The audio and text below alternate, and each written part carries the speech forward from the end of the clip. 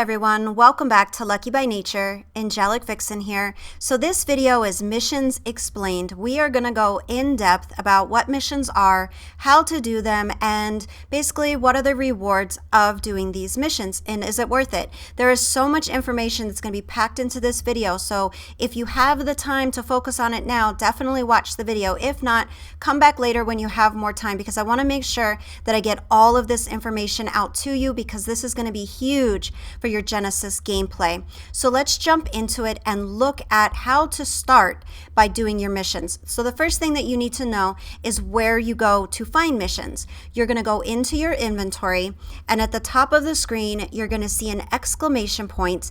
That is where you click to see the missions. Right next to it you're going to see that hexagon symbol. That is how many reward points you have collected in the game. As you see here on the screen where it says things like reward, you can see that if you pass this particular mission you can get 2,280 hexagons, and I will show you what that does in the long term of the game. It is absolutely incredible. Alright, so now you know how to get to the missions. Now the missions are broken down in categories. First, you can do all missions, which is the entire Genesis map that's available to us, which is 176 missions in total. And then it's broken down by biome, which is great because depending on the biome that you're in, that may be the one you're focusing on the missions. So we have the bog, the ocean, the Arctic, the lunar, and the volcanic.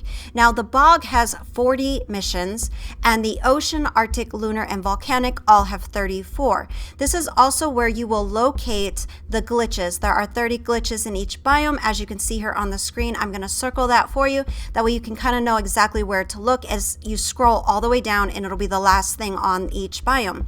That way you know exactly where to find it.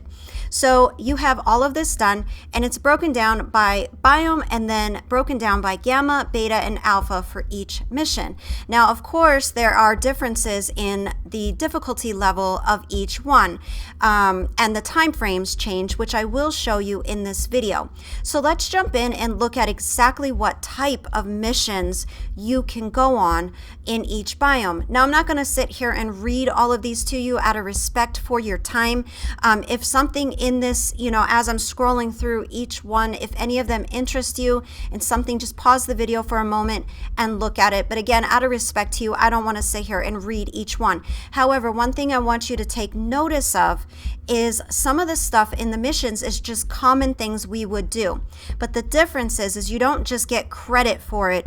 If you do it, if it matches a mission, you actually have to activate the mission for the game to know that you want credit for this particular act that you're going to do. For instance, if you kill a Spino, you could get credit for that, but you have to activate the mission to actually get the reward.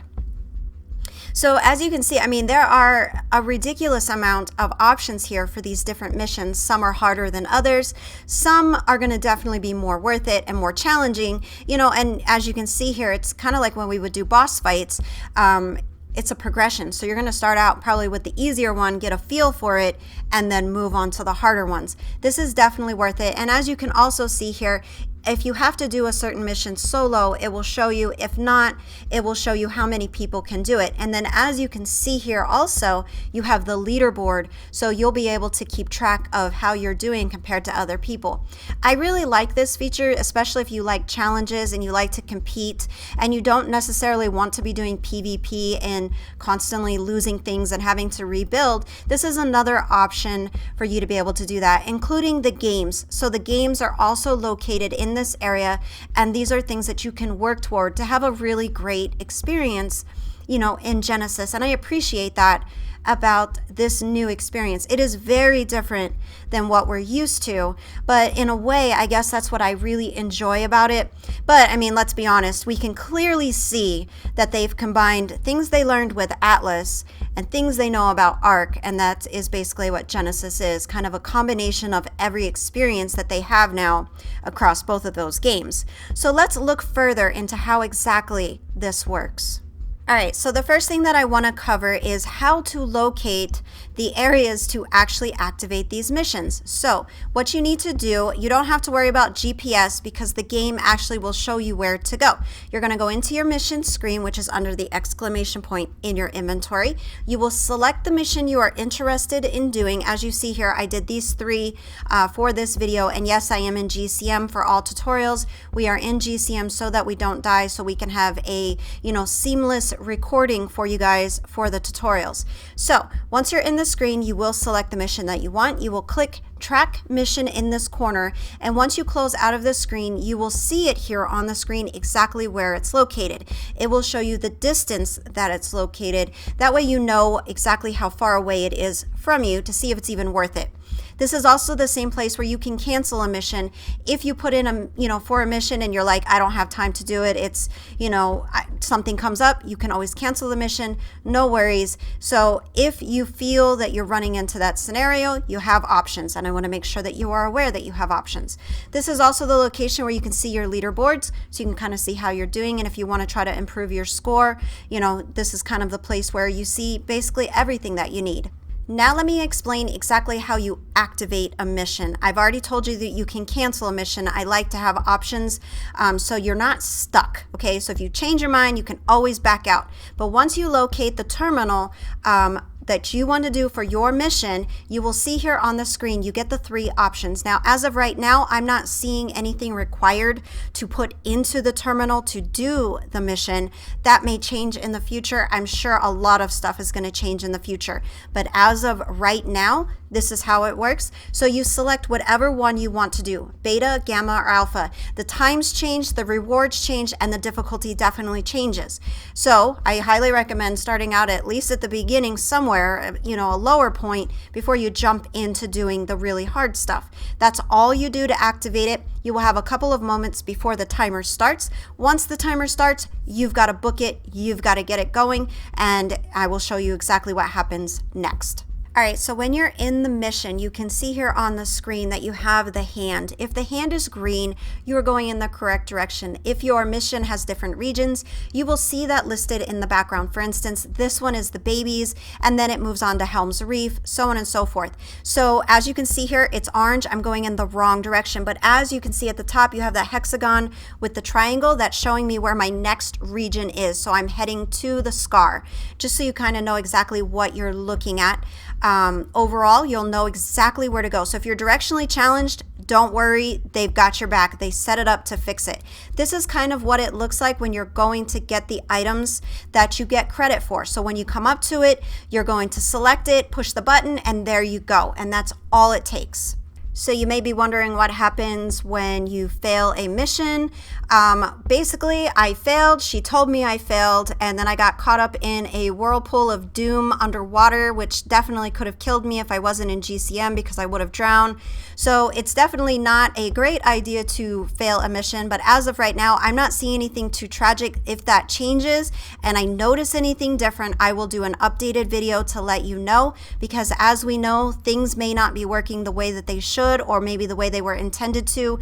There probably is something more tragic that's supposed to happen. At least that would be my assumption. Wildcard may not go to the depths of cruelty at that level. I'm not really sure. But as of right now, nothing major happened to me. But again, like I said, if that changes, I will be happy to do an updated video just so you guys know exactly what has changed. Because right now, I guarantee you in the next couple weeks, a lot of this stuff is going to be very different. All right, so now let's talk about the loot, because you're probably wondering, is this even worth it? Is it even worth doing these missions? And my answer is yes. At least that's the way it appears as of right now. Things may change in the future. I don't really know. But not only do you get hexagons for in-game purchases, which I will talk about shortly in this video, but you also get a ton of loot. Definitely worth it. And as you can see here, I did all three versions of this particular mission just to kind of have a comparison as to what you can get for each one. And the loot just kept getting better. I kept getting more hexagons. So in my opinion, it is definitely worth the effort and the time that you put in to do the missions.